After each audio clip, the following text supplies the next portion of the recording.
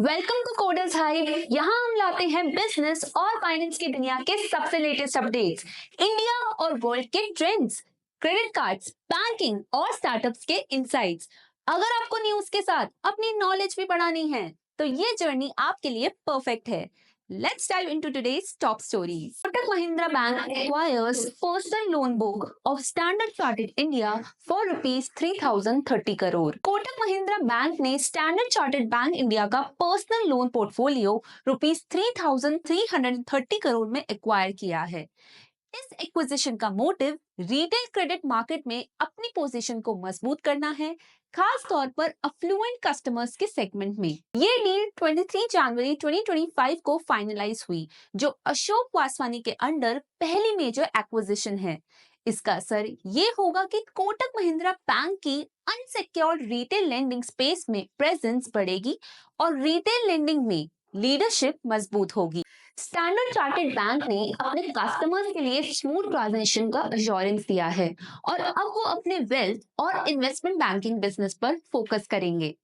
Let's move on to the next news. India Central Bank opts for bond purchases in week to Jan 17. Reserve Bank of India ने liquidity crunch को दूर करने के लिए secondary market में rupees 10,000 crore के government bonds खरीदे। इसका मोटिव फाइनेंशियल सिस्टम में लिक्विडिटी बढ़ाना था ताकि बैंक्स और फाइनेंशियल इंस्टीट्यूशन की ऑपरेशंस बेहतर हो सके। आरबीआई की इंटरवेंशन से मार्केट कॉन्फिडेंस में सुधार हुआ। आरबीआई की स्ट्रैटेजिक बॉन्ड परचेजेस ने यील्ड कर्व को मैनेज करने में मदद की, जो इकोनॉमी की फाइनेंशियल स्टेबिलिटी के लिए एक फेडमेंट है। ये ग्लोबल ट्रेंड का हिस्सा है जहां दूसरे सेंट्रल बैंक्स भी लिक्विडिटी और इकोनॉमिक कंडीशंस को मैनेज करने के लिए बॉन्ड मार्केट्स में एक्टिव हैं।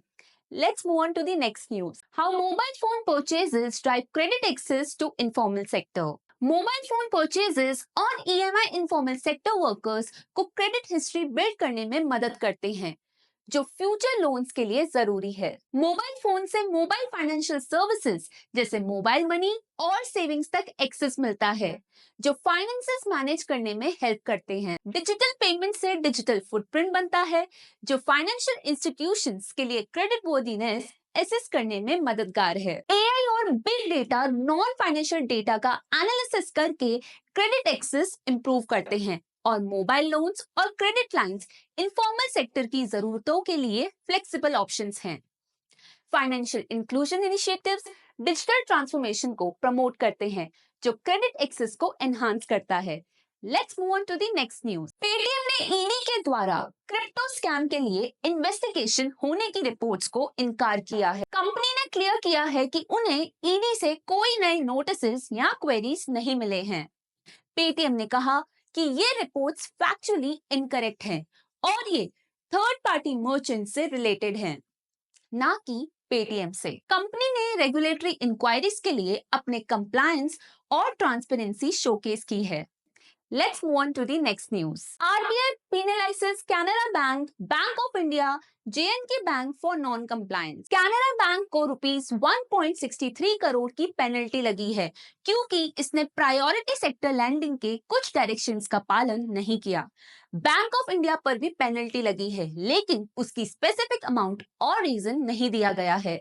जम्मू एंड कश्मीर बैंक को रुपीस 331 करोड़ की पेनल्टी मिली है क्योंकि इसने फाइनेंशियल इंक्लूजन और बैंकिंग सर्विसेज तक एक्सेस से रिलेटेड नॉर्म्स का वायलेशन किया है, जिससे अनडिजर्व्ड एरिया में लोगों को सर्विसेज तक एक्सेस नहीं मिला। अगर आपको ये वीडियो इन्फॉर्मेटिव लगा तो इसे लाइक एंड शेयर करें, हमारे चैनल को सब्सक्राइब करें और हमें इंस्टाग्राम पर भी फॉलो करें। Link is in the description.